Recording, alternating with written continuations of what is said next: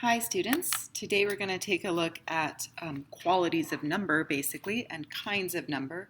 We're going to specifically be studying prime, composite, and square numbers, and that's what we'll title our page. Prime at the very top, composite, comma, and square numbers.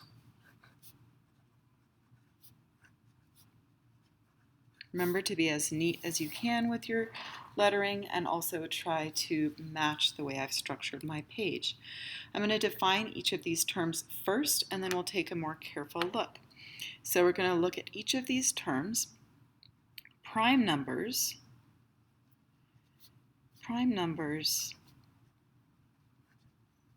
are numbers that only have 1 and themselves as factors. Only have the factors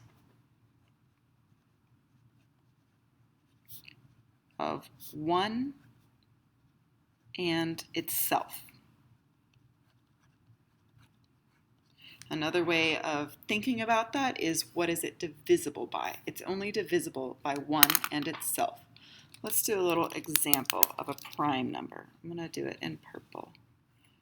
Prime numbers only have 1 and itself. For example, if you have a number like 11, the only way to get to the 11 with multiplication is 1 times 11.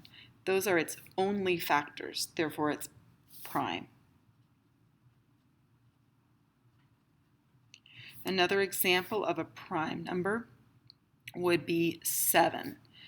With multiplication, the only way you can get to 7 is 1 times 7. There's no other pair of factors that will give you 7. Those are the only ways to get to it. Another one would be 2. You can only multiply 1 times 2 to get to 2. These are examples of prime numbers. 1 is a more complicated number. We don't consider 1 exactly a prime number, though often students want to point out that it only has those factors. The next one we're going to look at is composite. Composite numbers have multiple factors, meaning more than just 1 times itself. Every number you can get to it by 1 times itself. Composite numbers mean there are multiple ways you can get to it beyond just that. Let's take a look at some examples of composite numbers. For example, let's write example here.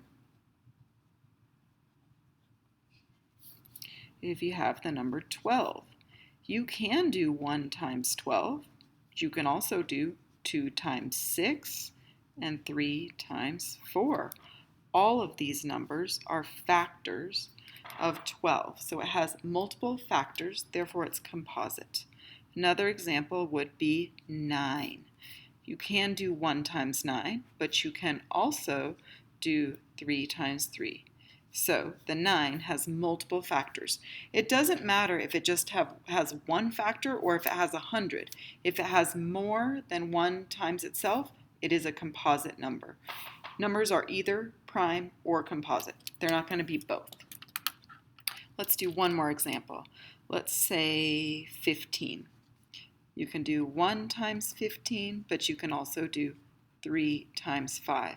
So it has multiple factors. The next definition is a square number.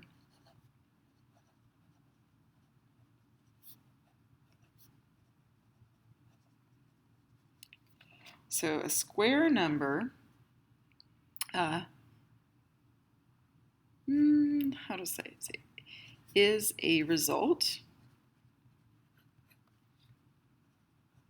of multiplying a number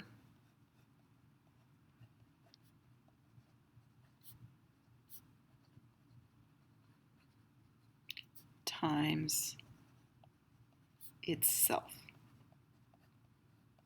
Okay?